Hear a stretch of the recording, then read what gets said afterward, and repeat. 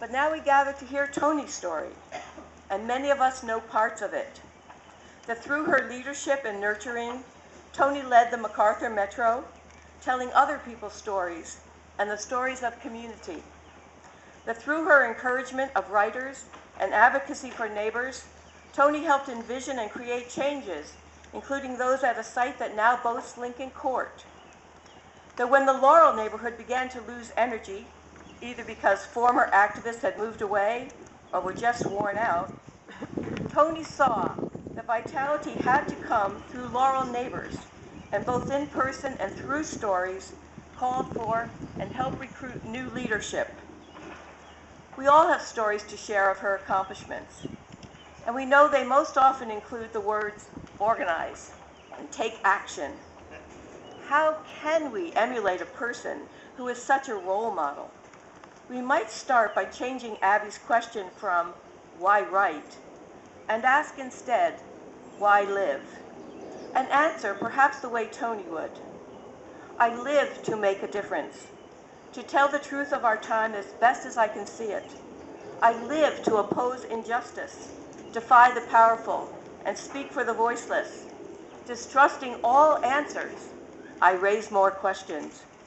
To honor life and praise the beauty of the world, I live to tell my story. Now, therefore, I, Jean Kwong, Mayor of the City of Oakland, do hereby declare Sunday, May 7th, 2011, as Mrs. Eleanor G. Toni Locke Day.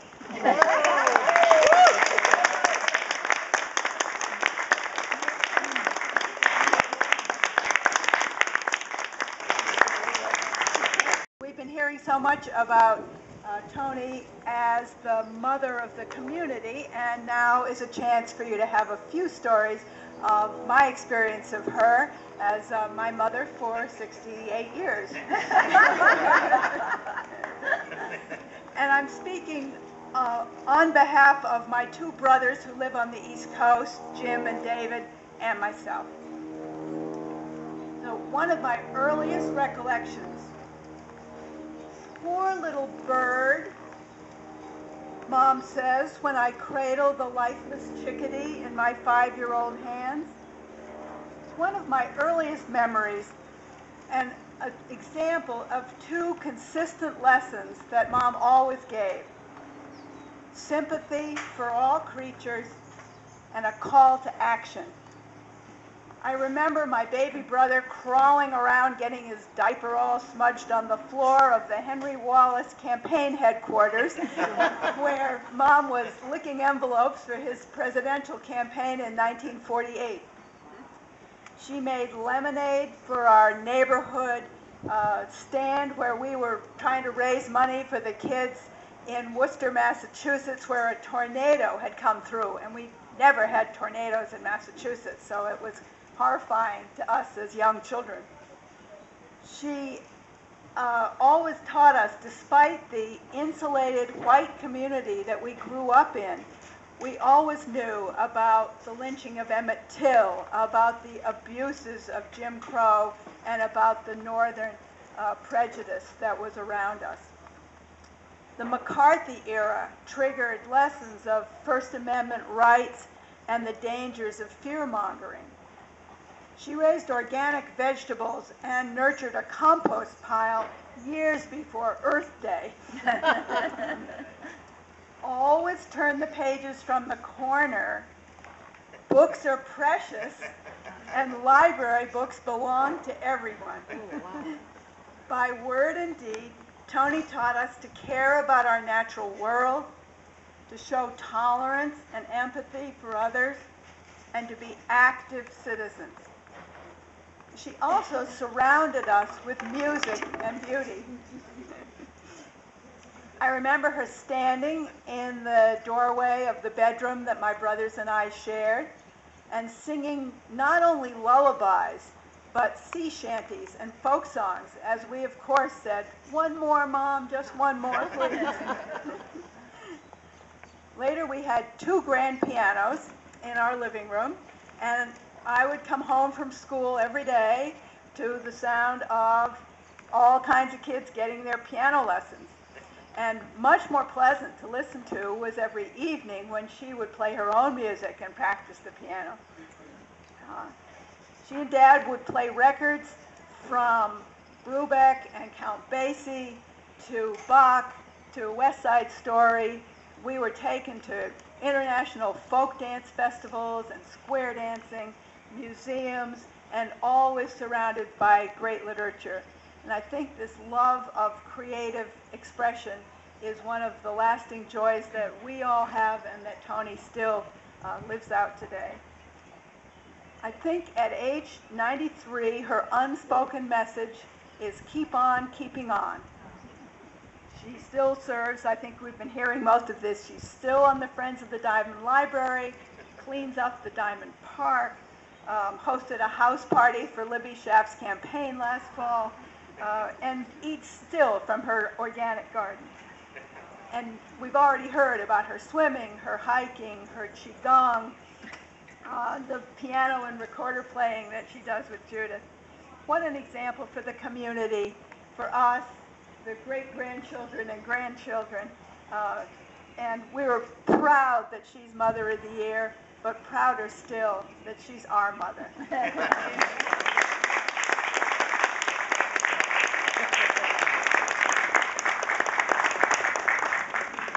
What a beautiful tribute. You're a lucky daughter to have a mother like this. Now we have Adam Ettrick, grandson.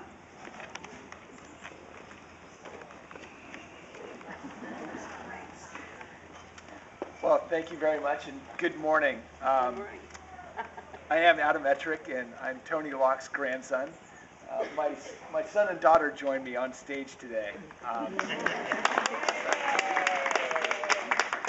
So I was extremely proud to hear that my grandmother was going to be Mother of the Year for the city of Oakland.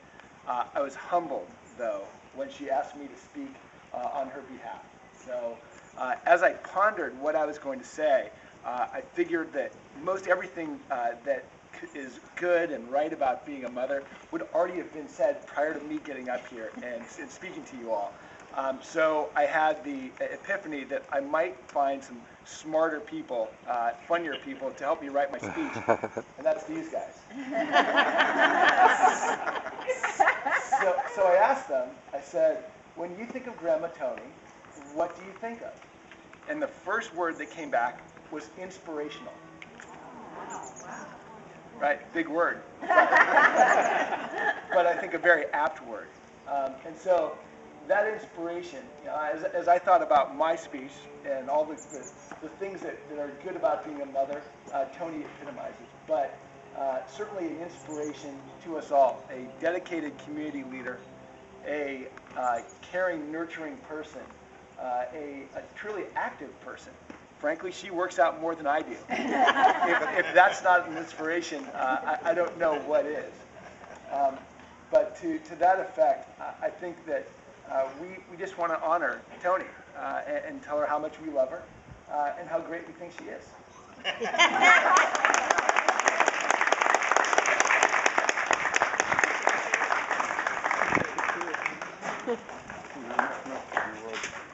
Happy Toni Locke Day, City of Oakland. Hey. This is like, you know, a fantasy for me. I have known Toni Locke since the mid-90s, and I consider her to be one of my mothers. And I have a pretty good one to start with. I met Toni before I ever had any thoughts or dreams of being in elective office. When I came as a guest of our mutual friend Mary Morris Lawrence, who, by the way, would say that your family is very attractive. And I met Toni at the Neighborhood Newsletter Task Force. And this was a group of neighborhood volunteers that were not only trying to promote understanding and knowledge and activism within local communities, but to also build community. And I was a little bit late today because I was making a mosaic octopus at the Maxwell Park mural installation, so I had a good excuse. Toni, you are joining an impressive pantheon of former Mothers of the Year, including my own mother, Barbara Schaff-Schock. And I can just think of no one who deserves this honor more. That is such an inspiration, and that epitomizes the type of mothering that the city of Oakland needs. And so it is with great honor that I get to present to you the 2011 Oakland Mother of the Year Award. So if you can come forward. It's real silver. I can come to you. Real silver.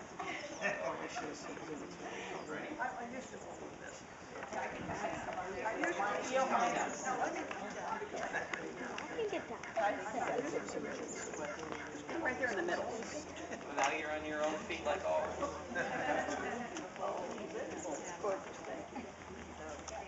All right, the Mother of the Year, Toni Locke.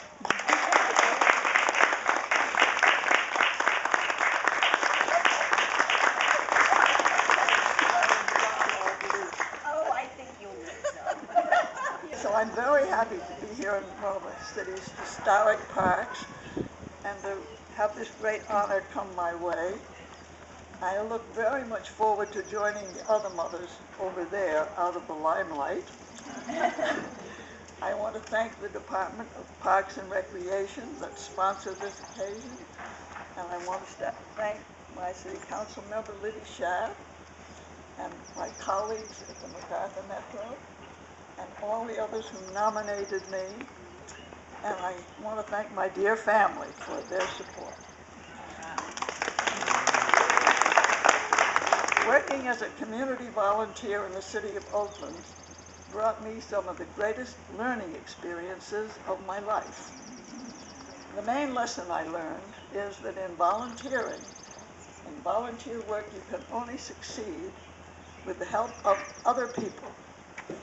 I see in this gathering today many of my teachers and many of my helpers, and I remember many more that I don't see here. And this is not a time to go through the whole list, but I'm being given credit for a lot of what other people did.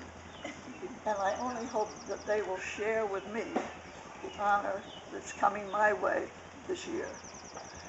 Volunteers work for love and satisfaction and not for money. Volunteers enrich the quality of life for all of us. Of course you need money and you need professionals to run a city, but these are hard times and Oakland is going to need all the love we can give her. I'm glad to be represented by Libby Schaff as my council member, by Jean Kwan as my mayor, and by Barbara Lee as my congresswoman. Thank you, Libby. Where are you? There you are. And thank all of you, Anne and others, who made this occasion successful. And I wish everyone here a happy Mother's Day.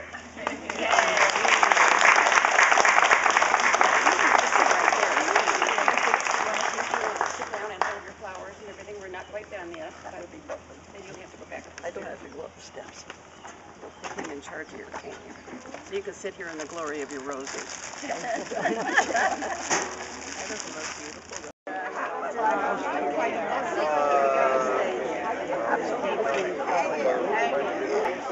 Just heard about it. We'll celebrate. For breakfast.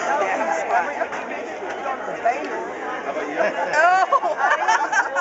Yes, I still have it. So, congratulations. Well,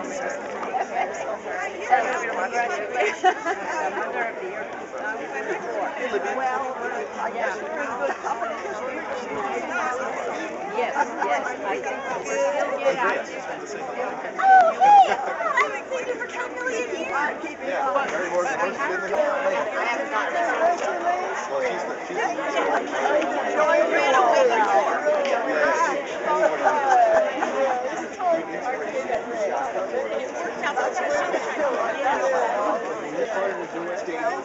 well, she's the